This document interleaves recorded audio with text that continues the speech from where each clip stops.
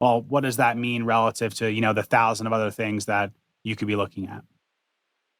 I think that's really important for anyone who's listening to this or watching this to take away, which is, you know, a lot of people love this idea of real estate, love this idea of entrepreneurship, or love the idea of building a really big company and doing that. And somewhere along the line, most people realize I need to raise money, whether that's $100,000, a million, or $100 million. There's a process that we all have to go through when it comes to raising capital, and understanding what makes a deal a good deal for an investor is so important. In fact, I do these little snippets and I share info in our email marketing and on my socials with people, which is, the number of reasons why your deal won't get funded or why you can't raise capital for your deal. And the number one I feel is that your deal is really just not that good, right? It doesn't pencil out for the investors.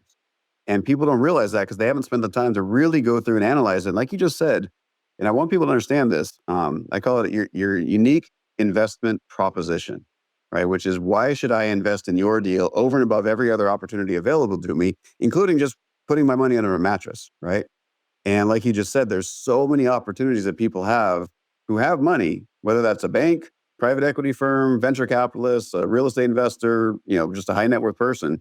They have so many opportunities available for their money that you really have to be able to convince them that this is a good deal for these reasons. So I think it's important that people go back and re-listen to everything you just said about or how you analyze the deal and what you're looking for and how you're comparing that against all the other things they have available to them.